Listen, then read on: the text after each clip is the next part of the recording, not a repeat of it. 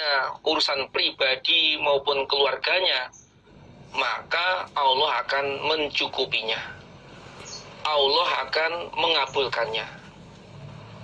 Yang kedua, seorang suami walaupun sepintas tidak kelihatannya tega meninggalkan istri dan anak-anaknya, namun kewajiban suami adalah menjaganya, mengasuhnya, mengatur.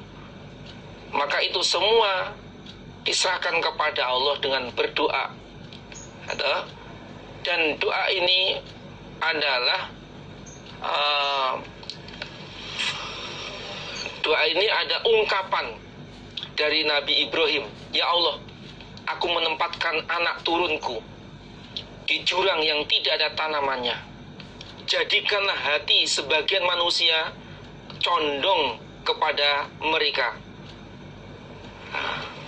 Ini juga Allah mengabulkan doanya Nabi Ibrahim, yaitu semua umat manusia yang Islam itu ziarah, datang ke Baitullah melaksanakan ibadah haji. Andaikan doa Nabi Ibrahim itu afidatan nas, hatinya manusia, maka seluruh umat manusia itu akan datang ke Baitullah. Tapi Nabi Ibrahim mengkhususkan doanya afidatam minan nas, tahwi ilaihim, tercondong kepada mereka. Kemudian yang ketiga adalah warzuquhum minas samaroti la'allahum yashkurun.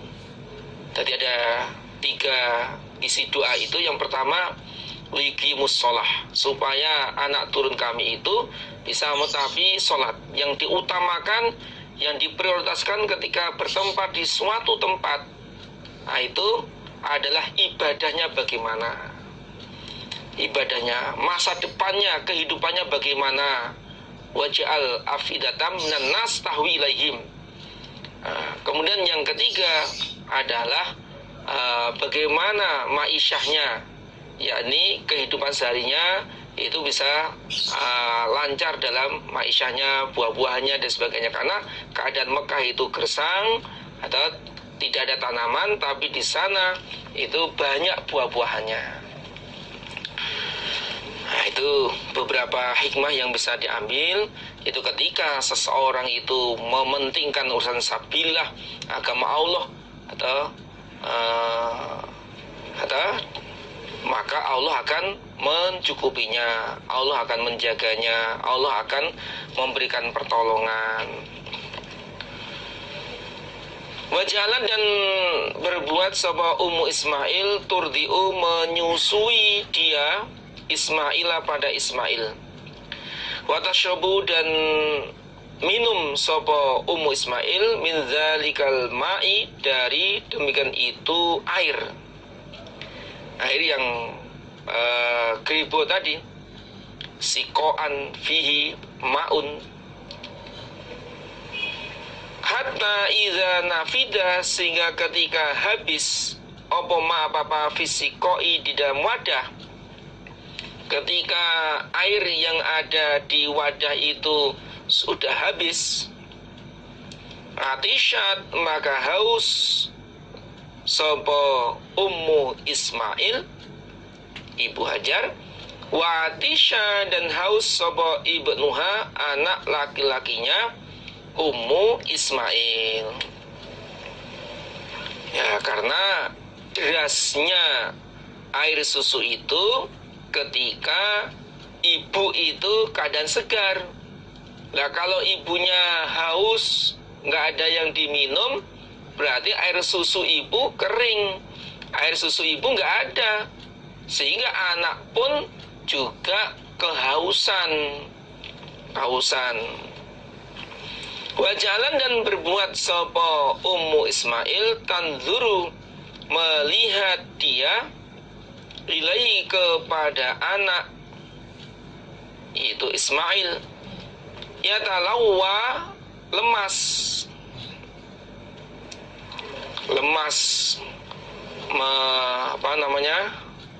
yatalawwa itu ya dingkluk kalau bahasa Jawanya, lemasnya lemas.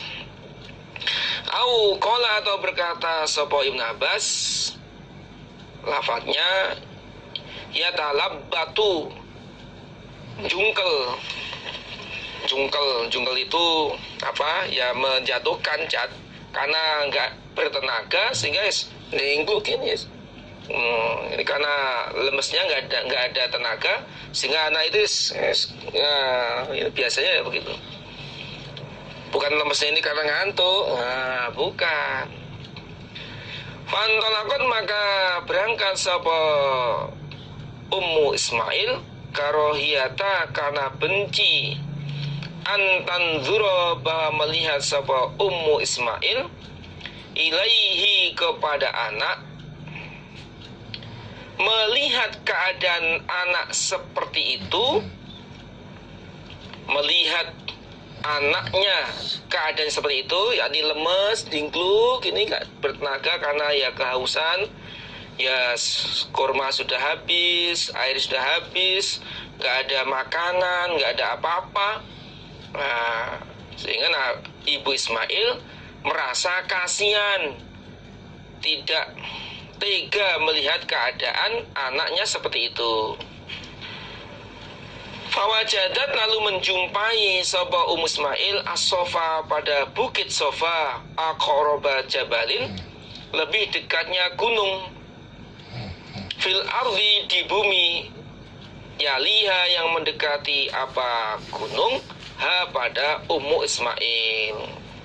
Lalu Ummu Ismail menjumpai Sofa yang lebih dekatnya gunung yang di bumi. Karena di antara ya ada Jabal Kubes, ada Sofa Marwa, atau Jabal Nur, Jabal Uhud, macam-macam lah. Nah, di antara gunung-gunung yang ada yang paling dekat dengan Ummu Ismail adalah Sofa. Faqamat lalu berdiri sapa Ummu Ismail alaihi pada gunung Sofa. Nah, kemudian Ibu Ismail berdiri menghadap ke gunung tersebut. Summa staqbalat kemudian menghadap sapa Ummu Ismail al-wadi pada jurang. Tangzuru melihat sapa Ummu Ismail, hal taro apakah melihat sapa Ummu Ismail ahadan pada seseorang. Kemudian Ummu Ismail menghadap pada jurang, yakni jurang antara Sofa dan Marwa. Dia memandang arah kanan, kiri, depan, belakang. Apakah ada seseorang yang ada di sekitarnya? Ternyata falam taro, maka tidak melihat sapa Ummu Ismail ahadan pada seseorang. Jadi sumastaqbalat itu jadi naik ke bukit Sofa, lalu menghadap ke jurang. Nah, lihat kanan kiri sekitar itu ada enggak orang yang ada di bawah sana. Ternyata tidak ada seorang pun yang berada di situ. Ummu Ismail tidak melihat seorang pun yang ada di sekitar jurang Sofa dan Marwa. Fahabatot lalu turun sapa Ummu Ismail minas Sofa dari bukit Sofa, hatta sehingga idza balagot ketika sampai siapa Ummu Ismail al-wadi pada jurang, maksudnya di tengah-tengah jurang itu, di antara bukit Sofa dengan Marwa, lebih dekat dengan bukit Sofa. Rafa'at maka mengangkat siapa Ummu Ismail tarafa diriha pada ujung jariknya Ummu Ismail, menyingsingkan baju bawahnya disisingkan, karena ini untuk lari sehingga supaya tidak terjatuh. Nah, disisingkan sehingga bisa cepat dalam larinya atau berjalannya. Saat kemudian ngincik atau lari kecil sama Ummu Ismail sa'yal insan, seperti sa'inya manusia, al-majhudi yang diberatkan. Maksudnya apa namanya, ngoyo, kalau bahasa Jawa itu ngoyo. Kemudian Ibu Ismail lari kecil seperti lari kecilnya manusia yang berat. Gini. Jadi sangat berat karena ya lapar, gitu. Hatta jawazat, sehingga melewati sapa Ummu Ismail al-wadi, pada jurang. Akhirnya sampai bisa melewati jurang tersebut. Summa atat, kemudian datang sapa Ummu Ismail al-marwata, pada bukit Marwah. Faqamat, lalu berdiri sapa Ummu Ismail alaiha, pada Marwah, naik. Wanadhar, dan memandang sapa Ummu Ismail. Begitu sudah di atas bukit Marwah, Ummu Ismail memandang. Hal taro, apakah melihat sapa Ummu Ismail ahadan, pada seseorang? Apa ada orang yang ada di bawah sana? Lihat, deng, nah, mungkin kayak di ngeri pokoknya, ya sendirian. Ternyata falam taro, maka tidak melihat sapa Ummu Ismail ahadan, pada seorang pun. Ternyata tidak ada seorang pun yang dilihatnya. Fafalat, maka mengerjakan sapa Ummu Ismail zalika, dengan itu kelakuan, demikian itu perbuatan, yakni perjalanan Safa Marwah, Marwah Safa, Safa Marwah, sab'a marrotin, 7 kali. Diawali dari bukit Safa ke Marwah 1, bukit Safa Marwah, dan perjalanan ini Marwah, kemudian balik lagi Safa, berarti 2. Kemudian Safa ke Marwah 3, Marwah ke Safa 4, Safa ke Marwah 5, Marwah ke Safa 6, Safa ke Marwah 7, berakhir di bukit Marwah.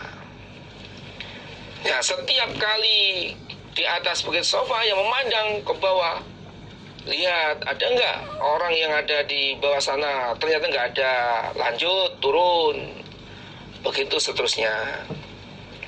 Qala, berkata Ibnu Abbas, qala, bersabda Nabi sallallahu alaihi wasallam, wadzalika, maka dibentuk ngincik sa'i iku sa'yun nas, nginciknya atau sa'inya manusia, bainahuma, antara keduanya Safa dan Marwah. Ibnu Abbas berkata, Nabi bersabda, nah sa'inya manusia sekarang ini yang melaksanakan ibadah haji atau umroh itu mengikuti sa'inya Ibu Ismail. Nah gitu. Tadi sababu wukuknya ada sa'i itu adalah dari Ibu Ismail.